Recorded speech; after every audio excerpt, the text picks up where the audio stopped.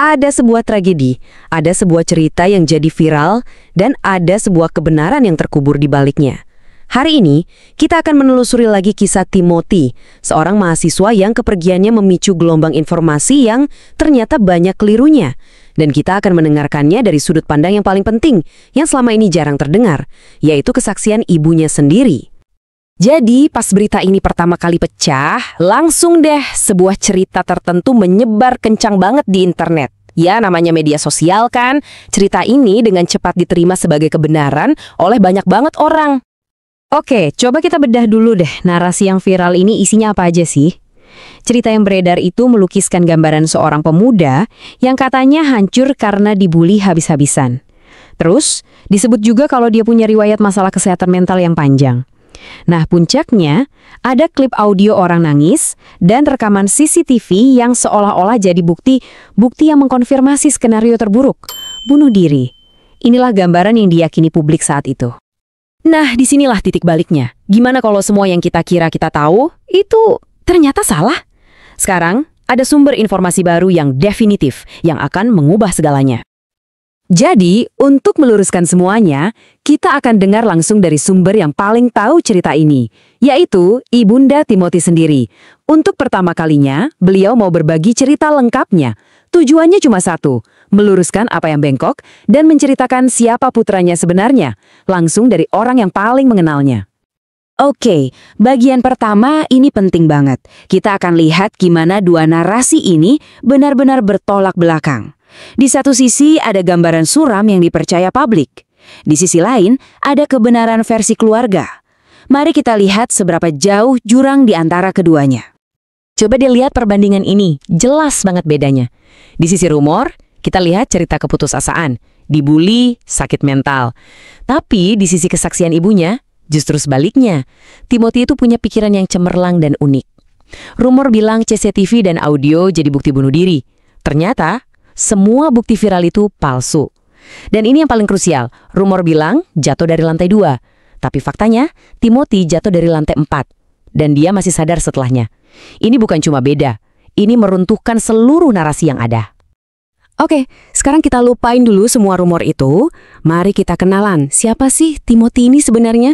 Dari sudut pandang orang yang paling sayang sama dia. Perjalanan hidup Timothy ini tuh cerita tentang gimana keunikan seseorang sering banget disalahpahami. Waktu umur 3 tahun, dia telat bicara. Orang mungkin mikir macam-macam kan? Ternyata, cuma karena kotoran telinga nyumbat. Terus di preschool, sempat dicap ADHD. Padahal kata ibunya, itu bukan ADHD. Itu cuma rasa ingin tahu anak yang sangat berbakat di lingkungan yang baru. Ibunya juga proaktif bawa dia ke psikolog waktu SD, bukan karena ada gangguan, tapi untuk membangun ketahanan sosial, biar dia kuat hadapi ejekan. Di setiap tahap, apa yang terlihat dari luar ternyata beda banget sama kenyataan sebenarnya. Dan ini nih yang benar-benar mengunci argumennya. Kutipan langsung dari seorang profesor perkembangan yang memeriksa Timothy waktu kecil. Kata-katanya sangat kuat. Bukan seorang anak dengan gangguan, tapi seorang anak dengan kecenderungan menuju jenius. Ini jelas-jelas membantah total narasi yang sudah menyebar luas. Sekarang kita masuk ke bagian yang paling berat. Hari kejadian itu sendiri. Kita akan coba memahami peristiwa ini dari kacamata ibunya dengan tenang dan penuh rasa hormat. Coba kita bayangin pagi itu. Jam 8:30 dapat telepon dari dosen pembimbing. Disuruh segera ke UGD. Pasti panik kan? Pas nyampe, beliau nemuin Timothy masih sadar, masih bisa ngomong, tubuhnya kelihatan utuh. Di tengah semua kebingungan, ada yang bilang jatuh dari lantai 2, ada yang bilang lantai 3.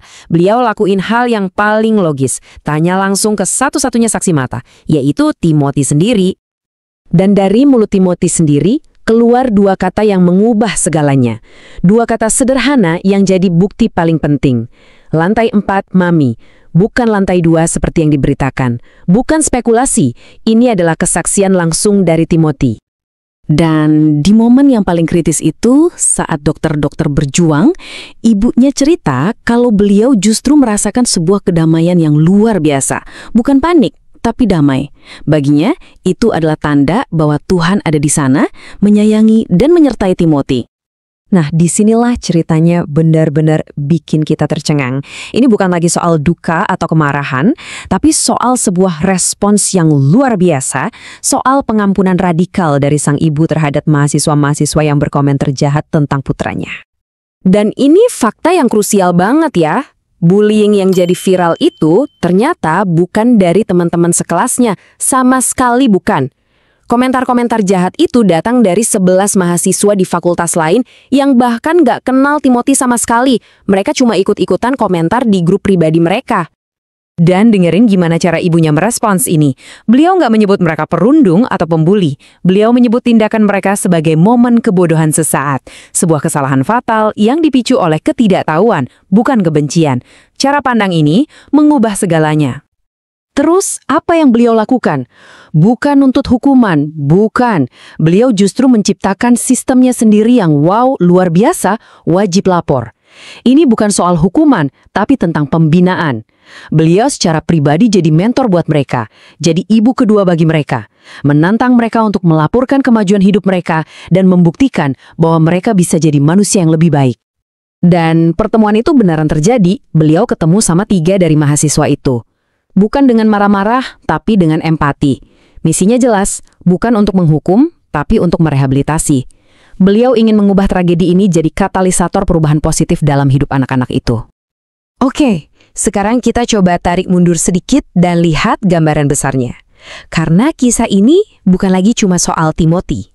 Ini soal kita semua. Permintaan beliau ke pihak universitas itu sangat jelas. Dan fokusnya ke depan. Bukan nyalahin siapa-siapa, tapi gimana cara memperbaiki sistem. Beliau minta, 1. Transparansi penuh buat keluarga. 2. Perbaiki sistem dukungan buat mahasiswa. 3. Ubah layanan konseling. Jangan nunggu ada masalah baru gerak, tapi harus proaktif. Dan 4. Latih semua orang di kampus, dari dosen sampai mahasiswa, untuk lebih peduli satu sama lain. Tujuannya agar tragedi seperti ini tidak terulang lagi. Dan pada akhirnya, semua perjuangan ini nyambung lagi ke mimpi Timothy sendiri. Dosennya cerita, cita-cita Timothy itu sederhana tapi mendalam. Dia ingin menciptakan dunia di mana semua orang bisa bahagia.